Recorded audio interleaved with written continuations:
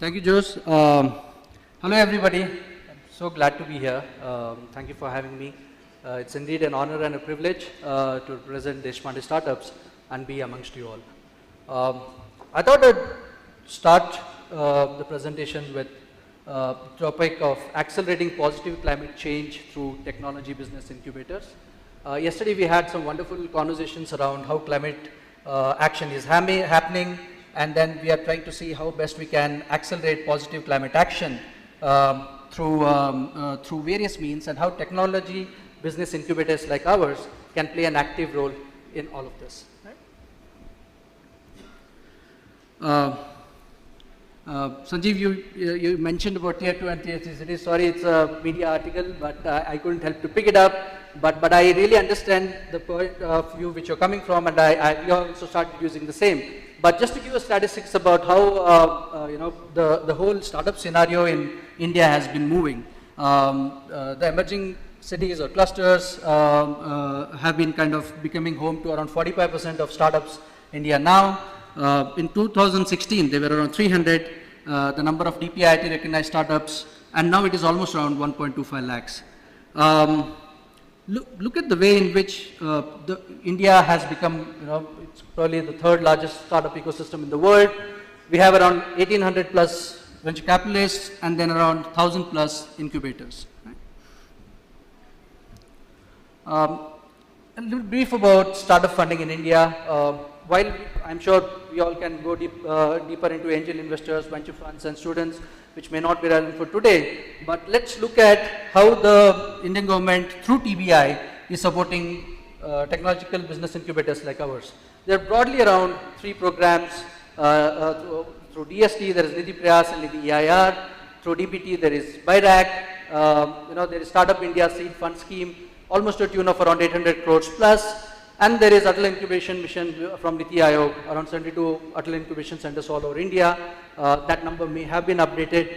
But what I'm trying to say is that Government of India has been playing an active role in supporting startups and how we are kind of helping this whole ecosystem to grow. Coming to climate technology incubators and accelerators. Climate, for startups who are looking to solve climate challenges, technology transfer becomes very important, and I have not touched upon the larger scheme of things, but just relevant to today's conversation. Both incubators and accelerators and tried and tested models where they are linked to universities, science parks, and they offer the best potential for innovation, right? So it's very important for centers like ours to collaborate with a lot of other ecosystem players.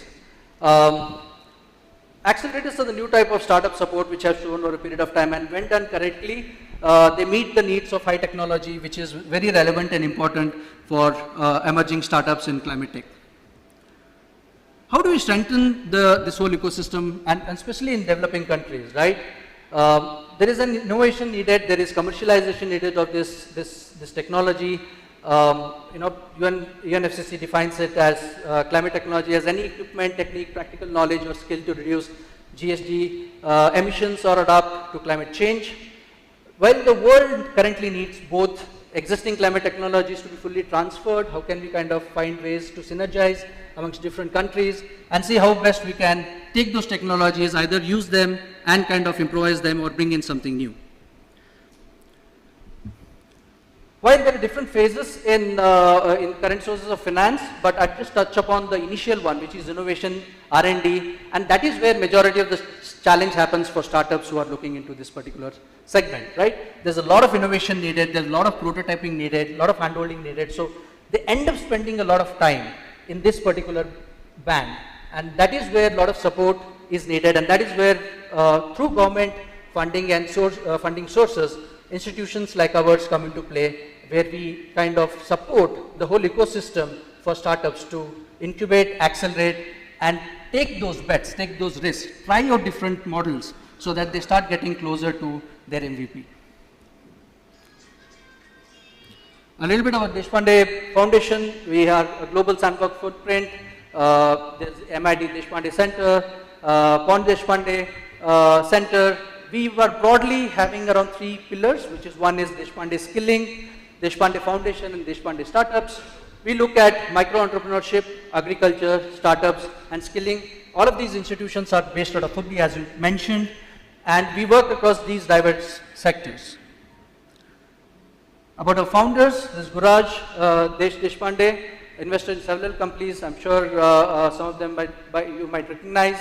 There is Jayashree Deshpande, who is treasurer of Sparta Group LLC, and they together have been our founders, and they have established these world-class institutions for us.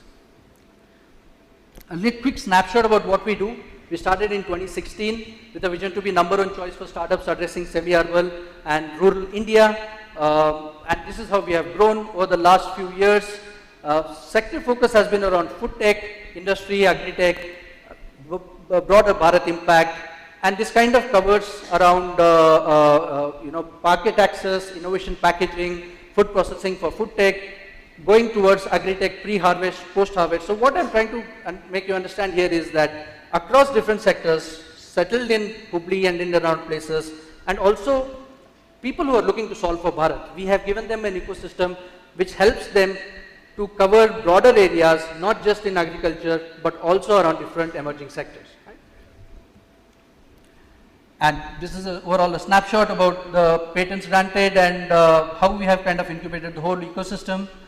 We broadly follow three different models, which is UA, incubation, and then acceleration. UA is predominantly for student innovators, startup founders, and then the founders who are looking to scale up. This is a broad portfolio of companies or startups whom we have supported. I'll quickly skip through this. What we were talking about was the infrastructure about ESDM. We have a beautiful setup wherein we have around 1 lakh square feet of incubation space.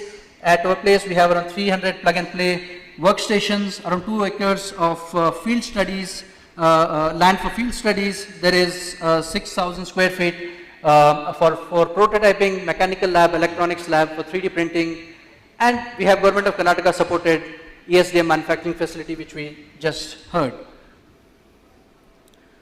There are a lot of success stories linked, but taking relevance to what we are talking today about how technology can be a basis for innovation. I would like to talk about one such organization, NanoPix.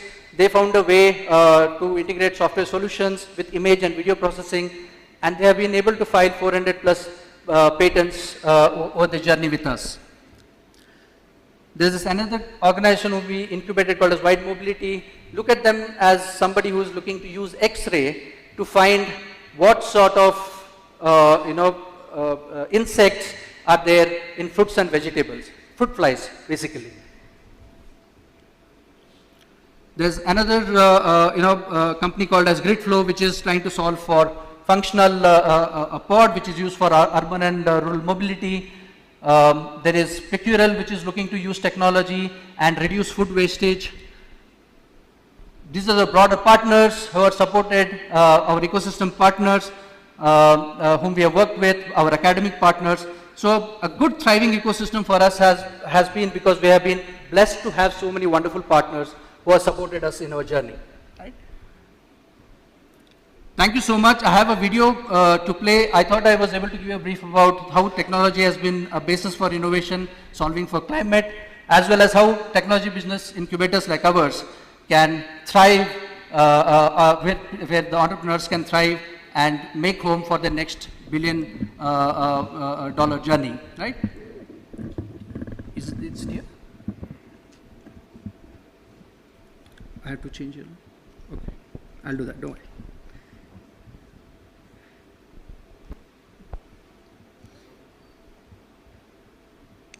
Now I got a video which talks elaborately on the infrastructure which we have, and then I would take as questions. that video comes, all that wonderful facility is not in Bangalore, it's in Hubli. So it's really incredible. I mean, it's like world-class facility in Hubli, which I didn't expect to see, but I was pleasantly surprised, and I think you'll get a glimpse of it in the video. That's what I wanted Sandeep to show as well. Thank you.